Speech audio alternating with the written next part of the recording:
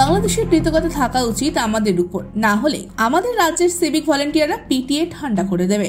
বাংলাদেশ নিয়ে বিস্ফোরক মন্তব্য বিজেপি নেতা দিলীপ ঘোষের।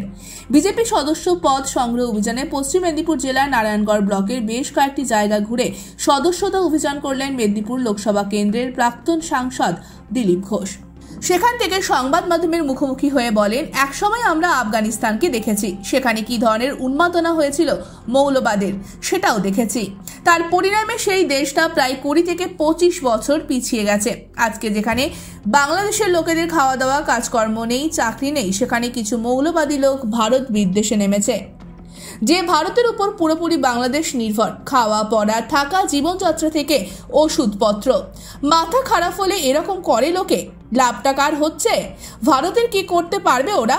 ভারতের যদি ইচ্ছে হয় পুরো ব্লক করে দেয়, তাহলে ওই দেশটা পুরো শুকিয়ে যাবে, খেতেও পাবে না, ওষুধও পাবে না। বাংলাদেশের কৃতজ্ঞতা থাকা উচিত আমাদের প্রতি। আমরা চাইলে রাজ্যের সিভিক ভলেন্টিয়াররা বাংলাদেশকে পিটিয়ে ঠান্ডা করে দেবে। এদিন কার্যত এইভাবেই বাংলাদেশের উদ্দেশ্যে সুর চড়ান দিলীপ ঘোষ। বাংলাদেশে আবার ফৌজি আছে নাকি? তারা কোনোদিন লড়াই করেছে? কোনোদিন বাংলাদেশের ফৌজ আছে কেউ জানে?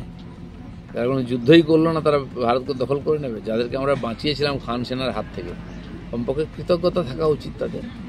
নাহলে তো আমাদের সিভিক পুলিশই পিটিয়ে ঠান্ডা করে দেবো ওদেরকে এলে।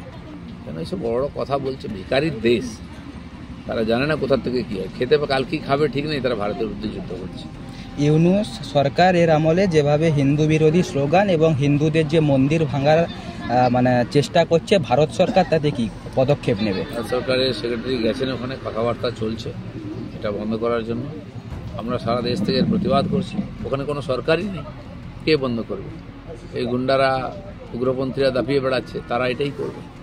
ইউনূস নোবেল পুরস্কার পেয়েছিল অর্থনীতিতে, কিন্তু খবর ইউনূসের আমলে দ্রব্যমূল্যের অস্বাভাবিক মূল্যবৃদ্ধি। কোথাও কি মনে করছেন এই নোবেল পুরস্কার দেওয়াই ক্ষতিকর হয়েছে?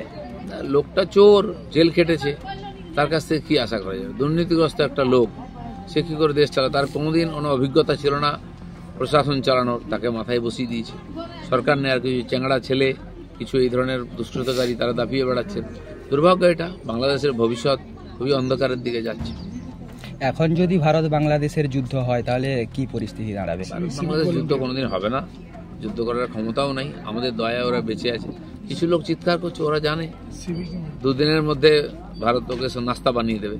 তো কিছু লোক চিৎকার করে, এরকম পাকিস্তানেও কিছু লোক আছে, সেখানেও ভিখারি হয়ে গেছে, এরাও ভিখারি হয়ে যাবে।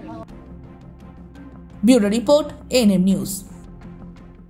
আরও খবরের আপডেট পেতে সাবস্ক্রাইব করুন আমাদের ইউটিউব চ্যানেলটি আর বেল আইকনে ক্লিক করুন নোটিফিকেশনস পেতে।